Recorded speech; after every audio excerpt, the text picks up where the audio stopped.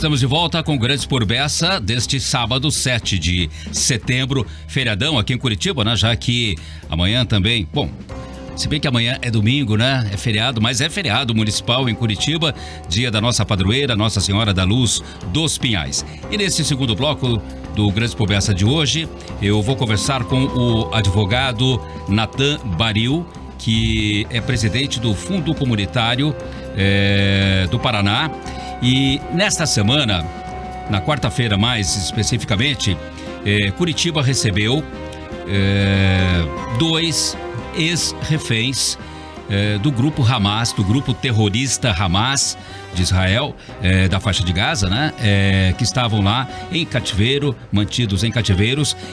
Esses 2 ex-reféns vieram ao Brasil para dar algumas palestras, para conversar com integrantes da comunidade judaica brasileira e vieram a Curitiba a convite do Fundo Comunitário Israelita e também com apoio aqui da comunidade judaica local. Eles estiveram no Centro Israelita do Paraná de maneira sigilosa e a gente vai entender por que né, isso foi cercado de sigilo, mas agora que eles já foram embora já podemos falar aqui. Por isso eu convidei o advogado Natan Baril, que foi o mediador dessa conversa ocorrida lá no Centro Israelita do Paraná. Bom dia, Natan. Bom dia, obrigado, Bessa. Tudo bem? Tudo ótimo, então, maravilha. Tá certo, olha só, os 2 reféns que estiveram aqui, ex-reféns agora, né, gente, né, felizmente eles são ex-reféns, né, foram o Luiz Har, de 70 anos, e a Clara Marman, de 65, que são cunhados, né? Exatamente. Como é que se deu essa vinda deles aqui a Curitiba, primeiramente? Olha, primeiro, obrigado pelo convite. É um prazer estar com você por aqui. Obrigado. Também. O Fundo Comunitário do Paraná, um fundo que a gente chama em hebraico de Keren Hayesod, ele é uma instituição com 104 anos de existência e ele tem uma finalidade que é arrecadar valores dos judeus da diáspora que sejam destinados a programas sociais, a programas que visam criar infraestrutura e prover Israel de recursos para poder viabilizar uma série de programações, né? Esse fundo, na verdade, foi criado muito antes da criação do Estado de Israel, muito antes. Inclusive, esse fundo, um dos fundadores foi o Albert Einstein, né? Que é interessante, né? Esse movimento. Então, o Fundo Comunitário, ele tem um papel de integrar os judeus da diáspora com o governo e o povo de Israel, ou seja, os israelenses, não necessariamente os judeus, né? E nessa proposta, nessa finalidade, para a gente poder promover e trazer um nível de experiência e de troca, nós fomentamos e promovemos a vinda da Clara e do Luiz. São 2 ex-reféns que foram e ficaram basicamente isolados com outros 3 familiares, né? O Luiz, 150 dias, né, no cativeiro, e a Clara, juntamente com as outras 2 familiares, uma de 17 anos, ficaram 53 anos. Dias, perdão. E que parece que são anos, né? Pelo que eles comentaram. Mas isso fez com que eles tiveram ali 2 etapas, né? Uma etapa onde os 5 ficaram juntos durante esses 50 e poucos dias. E depois, no primeiro cessar de fogo, né, o que eles fizeram, houve a troca de prisioneiros e a Clara, juntamente com as outras 2 mulheres da família, entraram nessa lista de trocas, onde elas então foram para Israel numa negociação entre Hamas e o governo de Israel. E o governo, tá certo. Bom, eles, Curitiba foi além de Curitiba, eles estiveram também no Rio e São Paulo, né? Exatamente. A convite dos respectivos fundos, né? Exatamente. Comunitários. Exatamente. A gente fez um movimento coletivo para poder abarcar São Paulo, Rio de Janeiro e Curitiba. São os 3 principais fundos, os 3 únicos. O fundo é uma única entidade, mas aqui no Brasil somos 3 presidentes. E Curitiba responde pela 3ª campanha que a gente fala de arrecadação e de envolvimento com Israel. Certo. Por isso da importância deles terem também entrado no roteiro de Curitiba. Tá certo. Bom, esse evento, esse encontro, né, que vocês chamaram assim de encontro com o Luiz Har e a Clara Marman, ele ocorreu nasceu lá no Centro Israelita do Paraná, que fica, né, conhecido como CIP pela comunidade, e fica aqui enfim, aqui no, acho que é bairro Centro Cívico, né? No Centro Cívico, ali na Matheus Leme com... E vocês, claro, não quiseram divulgar isso antes, até porque por uma questão até mesmo de segurança, né? Exatamente, deles, exatamente. Foi um evento restrito à comunidade judaica. A gente aventou a possibilidade de abrir ao público, mas entendemos que é um assunto muito sensível e traria algum risco significativo para o Luiz e para a Clara e para todos que estavam no evento, tá? Mas o que foi muito legal do evento, além da troca, foi a gente poder vivenciar pessoalmente o compartilhamento da história deles, que é uma história de 2 judeus que fizeram nos anos 70, optaram por fazer a imigração para Israel, que nós chamamos Eles são argentinos, né? São argentinos. Certo momento da vida deles, como uma boa parte dos judeus do mundo afora, resolveram fazer a Aliyá, que nós chamamos em hebraico, que é o processo de imigração. Israel tem a lei do retorno. Todo judeu de qualquer lugar do mundo que resolva ir morar em Israel, ele pode retornar, entre aspas, para Israel e obter a cidadania e ter uma vida de cidadão israelense. Eu costumo dizer que nós, judeus aqui do Brasil, nós somos privilegiados, porque nós temos 2 países. Nós temos o Brasil, que nos acolheu muito bem, desde o século XVIII, né, onde a gente começou com a primeira comunidade em Recife. Depois, na sequência, tivemos o segundo registro em Belém, né, no Pará. Sim. Isso no século XIX. Primeira sinagoga do Brasil, acho que é lá no Recife, Pará, né? Recife. Aliás, é Recife. Em Recife, foi o primeiro registro da comunidade judaica, foi em Recife. O terceiro já começou no Rio Grande do Sul, a comunidade do Rio Grande do Sul. E na sequência começou a migração em massa dos europeus do Ocidental, Oriental e além de pessoas do Oriente Médio. Formou a nossa comunidade, 120 mil judeus no Brasil.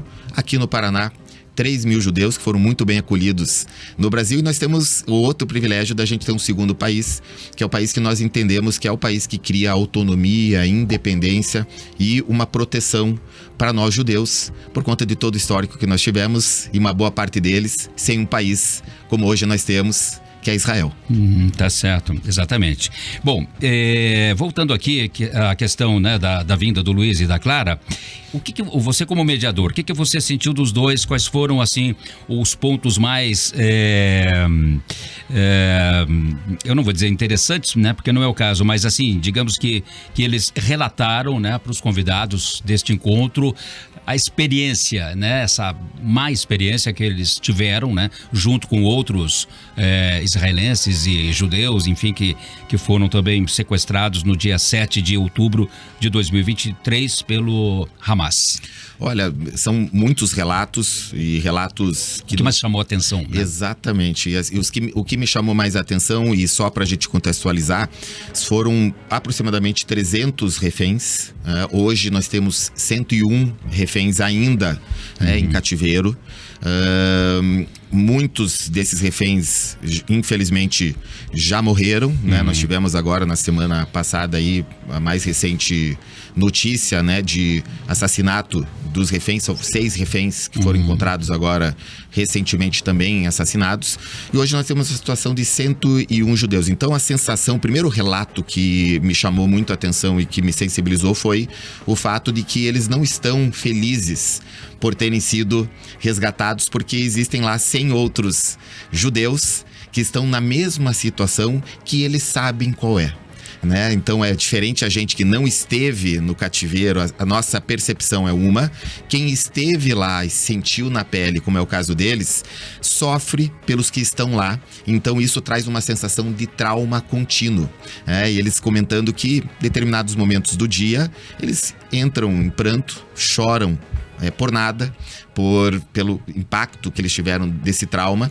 Por nada ou por tudo, né? Ou por tudo, né? Ou por tudo, né? É. Esse por tudo, né? E o por nada que eu tava comentando mas aquela entendi. Coisa de repente o choro vem assim... Vem assim, com lembranças do que aconteceu, né? Como é que eles descreveram a rotina no cativeiro, Natan? Perfeito, acho ótima pergunta. Eles, até antes dessa rotina no cativeiro, o processo deles, eles estavam no kibbutz, eles estavam comemorando Simchat Torah, que é um evento importante pra gente. Eles chamaram os familiares para passar um final de semana que sempre é o final de semana comum, onde eles iam comemorar esse momento, iam comemorar o Shabat na sexta-feira, que é o nosso dia do descanso.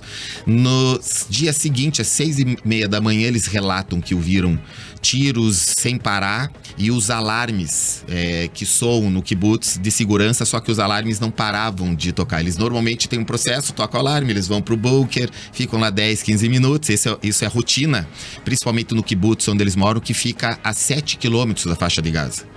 Um míssil que vem de Gaza chega em 3 minutos no kibbutz deles, então a capacidade de ter que se esconder, refugiar, etc., precisa andar junto com a sirene, etc. E eles fizeram isso, foram pro bunker, e no bunker eles perceberam que a coisa não estava terminando, e eles voltaram do bunker, fecharam as portas do jeito que tinham, porque as portas, só para você ver o nível de segurança, não tem nem fechadura, né?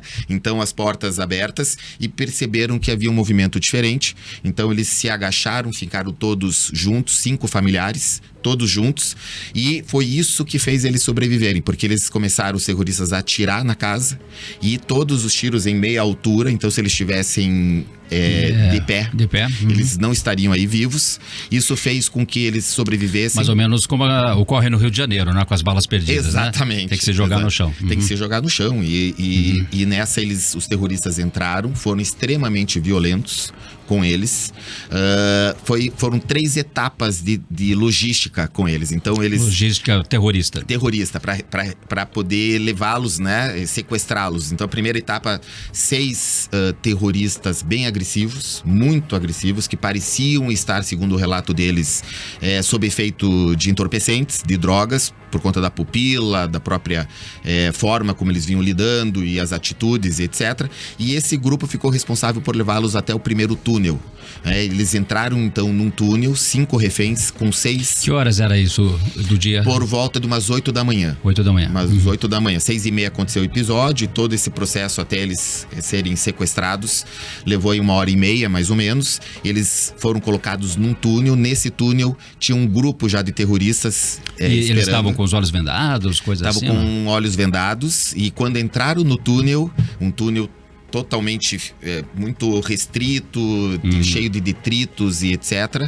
Eles trocaram o turno. Esses grupos terroristas que levaram eles voltaram, e um outro grupo que a princípio ficou responsável por, durante 5 horas, percorrer o túnel. 5 horas? 5 horas. 5 horas. 5 horas de caminhada. De caminhada, e com muita pressão. Vamos. E aquela coisa, 2 terroristas na frente, os 5 no meio, e depois outros 3 terroristas atrás.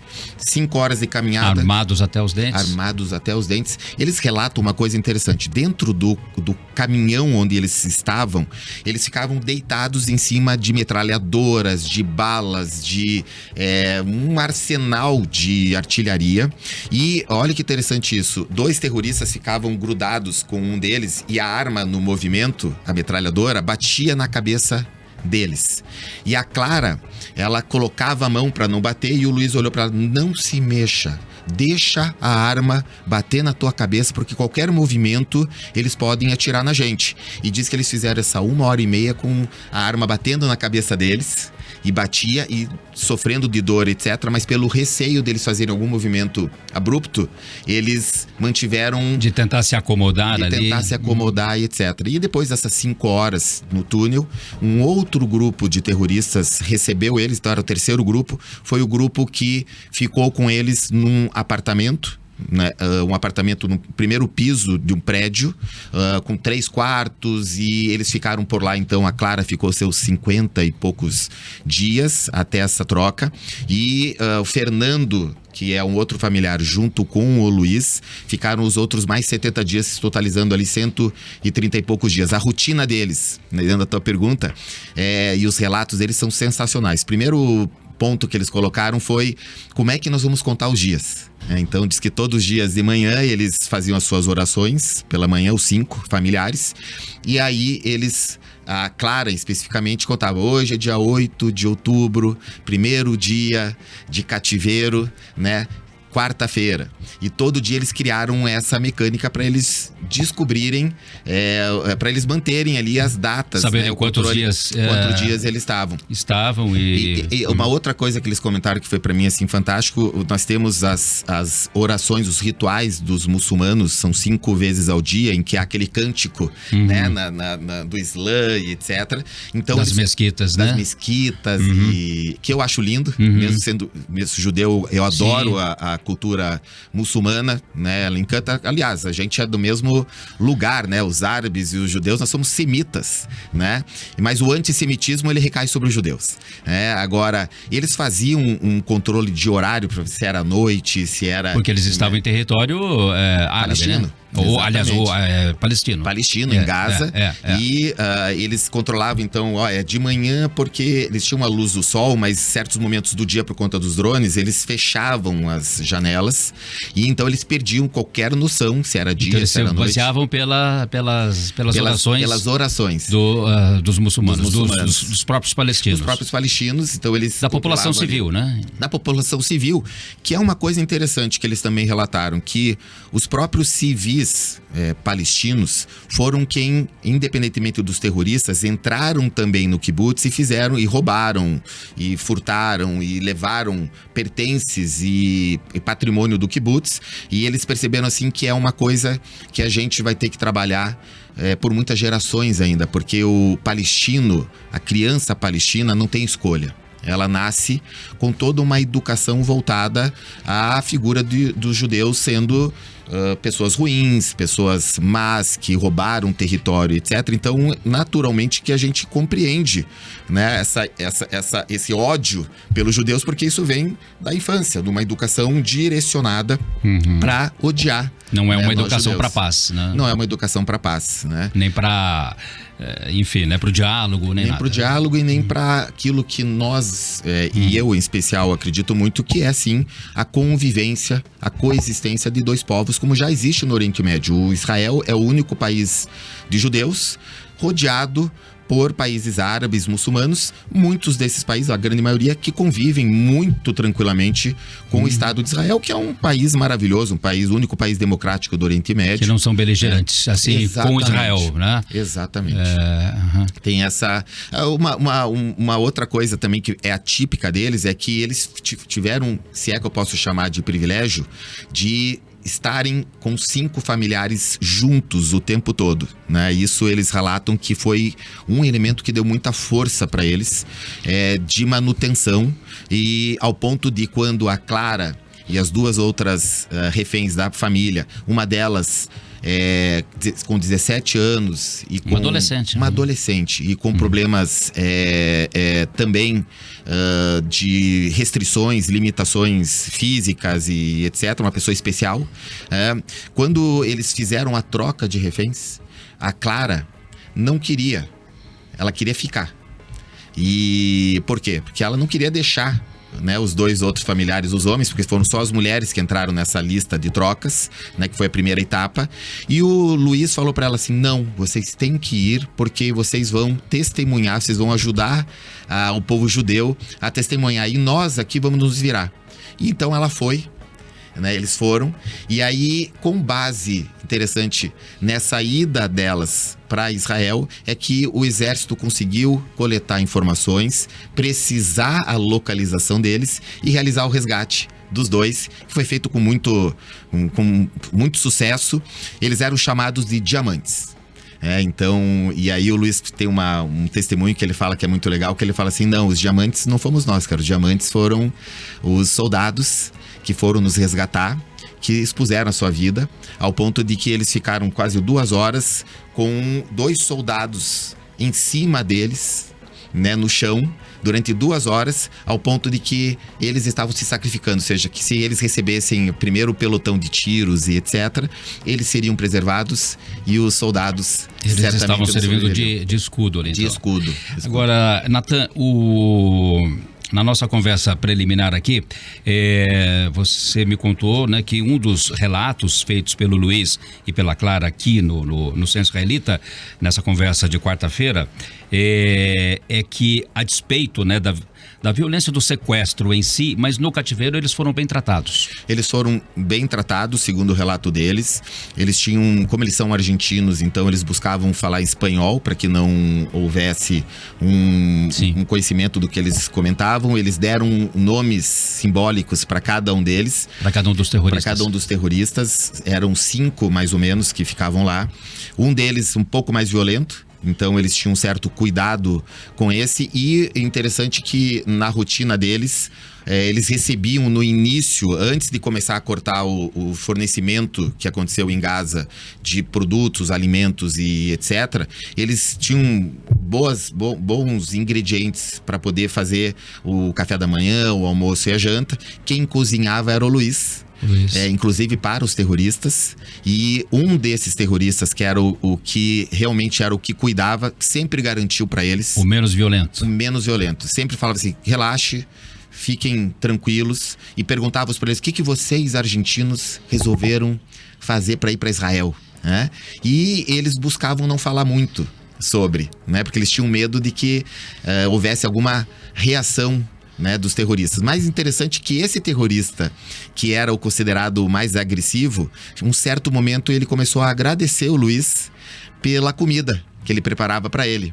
Então, para mim, da minha leitura, é que quando a gente começa a conviver no dia a dia, a gente acaba concluindo que somos, no final da conta, no final do dia, seres humanos, né, com uma vida muito parecida. Mas não chegou eles não foram acometidos pela chamada síndrome de Estocolmo, não, né? Não chegou nesse ponto, não. Não chegou nesse ponto. E era o terrorista continuava sendo terrorista. Sim. Né? O nível, apesar deles não terem sido agredidos diferentemente de uma boa parte dos reféns, fisicamente, moralmente, sexualmente, como aconteceu e acontece com as mulheres que estão ali hoje ainda sequestradas, eles não tiveram essa agressão física. A agressão que eles tiveram foi a pressão psicológica. Diz que isso era de cada uma hora, vinham comentários, eles iam no ouvido e faziam comentários. Que tipo de comentários? Comentários do tipo assim: você sabe que o presidente de Israel não está preocupado com vocês, o Bibi, o Netanyahu, e vocês sabem muito bem que se os drones verificarem que tem refém aqui, etc., que eles vão vir aqui jogar bomba aqui no prédio, então vocês não façam nenhum movimento para isso, né? Se vocês... Tipo, não pôr a cara para fora da janela, não pôr a cara, não levantar, não ficar na linha da janela e tal. Então a pressão era tão grande que eles mesmos desacreditaram em algum momento, né, da preservação deles como reféns em uma operação do exército de Israel. E também houve uma cobrança por parte dos terroristas para que, quando libertados, eles não dessem nenhuma informação de onde estavam. Exatamente, ao ponto da Clara relatar pra gente que ela, por conta dessa pressão psicológica, ficou com um receio na hora que o exército perguntou e foi coletar dados, né? Ela não conseguiu falar. Quem conseguiu falar foi a irmã dela, que disse: eu vou falar o que tem que falar porque eu quero salvar o Fernando e o Luiz, que ficaram por lá mais 70 dias. Uma decisão bem difícil essa, né? Muito difícil. Ou fala ou não fala, né? Exatamente. Porque se falar, pode correr o risco de haver uma retaliação, né? E se não falar, também você está omitindo, né? A Clara ela falou assim: eu me arrependi de eu não ter falado, mas hoje eu compreendo que eu estava num efeito de pressão psicológica muito grande. Graças a Deus que minha irmã comentou, isso trouxe informações que fizeram com que o exército pudesse fazer uma operação de sucesso no resgate de ambos, né? O Fernando e o Luiz diz que fizeram a melhor sessão de terapia da vida deles, porque o mecanismo que eles encontraram para eles poderem passar o dia, que segundo eles é interminável, cada dia, foi cada um fragmentar períodos da sua vivência, a tua história de vida. Então eles faziam assim: olha, hoje eu vou contar como é que foi dos meus 5 aos 7 anos. Então o Luiz ficava contando pro Fernando durante 3 horas, tudo que ele passou durante esse período e tal. E aí, numa parte um pouco de brincadeira aqui, diz que quando eles se encontraram em Israel, um olhou pro outro e falou assim: olha, metade do que a gente falou um pro outro, guarda entre a gente, né? Ainda tiveram ainda encontraram tempo para bom humor, né? Existe mesmo isso, né? Foi o Luiz que comentou isso, falou, olha, a gente não pode se vitimizar. Eu acho que isso é um perfil muito legal dos dois, né? E da maior parte dos judeus que foram sequestrados estão com essa postura de, ó, a gente não é vítima, a gente não quer se vitimizar, vamos mostrar como o povo judeu é um povo resiliente na história, porque, Bessa, no final das contas, o que a gente está vendo aqui na prática é que o 7 de outubro, ele de certa forma, acionou aquilo que a história sempre trouxe pra gente, que é um movimento de antissemitismo muito aberto. A gente que é dessa geração, eu tenho quase 50 anos, eu ainda não tinha vivenciado na pele o antissemitismo. A gente sempre ouve nos livros, nas histórias, os nossos avós contando por conta do Holocausto, uma situação ou outra de um judeu que enfrenta alguma questão de preconceito e etc. Mas da maneira como a gente está vendo e a coisa está se instaurando e se consolidando, nós da nossa geração a gente ainda não tinha vivenciado. Porque uma coisa é Israel, o povo de Israel, os judeus, e outra coisa é o governo de Israel, né? Exatamente. Fato que nós buscamos, nesse movimento, inclusive nesse encontro, evitar de fazermos duas coisas. Primeiro, a nossa opinião sobre o governo de Israel, que hoje em Israel é dividido. Nós temos dois, vamos dizer, grupos de cidadãos israelenses que trabalham a favor do governo, outros que são contra o governo. Clara e Luiz são da linha de que o foco tem que ser resgatar os reféns. Qualquer coisa que se faça tem que ser no movimento de primeiro garantir o resgate dos reféns para depois entender como vai conduzir a relação Palestina-Israel. Mas não é o caso do nosso governo hoje. A gente tem um volume de decisões que não passam necessariamente só pelo resgate dos reféns. A gente não sabe ao certo o que determinar em relação ao governo. O segundo outro ponto, e isso foi uma coisa muito clara também dos dois e que você está buscando fazer, não se fala sobre a relação ou o que sente sobre os palestinos, porque seria uma grande injustiça, porque a grande parte dos palestinos são pessoas de bem. São pessoas que estão sofrendo com uma situação que foi ocasionada por um grupo terrorista, o Hamas, Sim. que não é governo, que não é política, é simplesmente matança, começando pelos judeus e querendo dominar o restante do mundo, mas entendem que o começo de tudo isso é disseminando não só os judeus, mas não tendo um Estado, um país que defenda os judeus, como é o caso de Israel. Tá certo. Olha, infelizmente, o nosso tempo já chegou ao fim aqui. Eu tinha muitas outras questões para tratar aqui com você.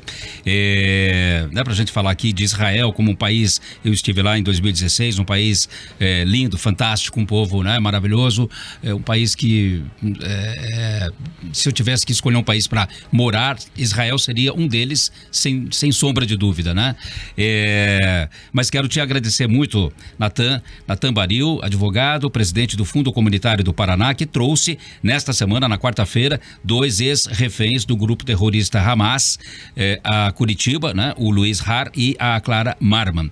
Muito obrigado, Natan, mais uma vez, por estar aqui hoje com a gente, fazendo esse relato aqui que eu acho importante, né? Claro, cada um tem o direito a ter a sua opinião sobre os acontecimentos que estamos vendo lá no Oriente Médio, em Israel, esse conflito, né? Que infelizmente parece que está longe do fim, mas que a gente vê que é uma situação, né? Que foi colocada por um grupo, né?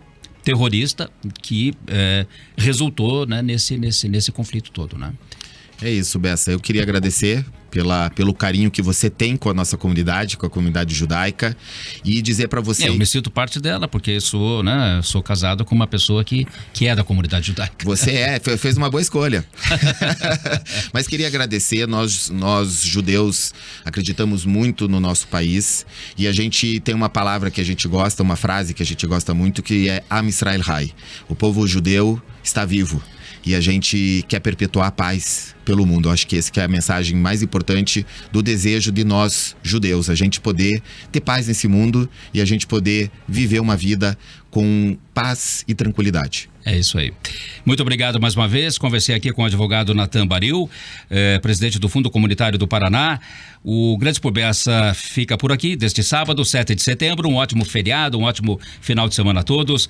Logo após o horário político, vem aí o meu amigo Carlos Eduardo Canto com o Mercado Imobiliário de Canto a Canto. Você ouviu Grandes por Bessa. Para pessoas com muita personalidade, na Jovem Pan News. De volta sábado às 11 horas da manhã.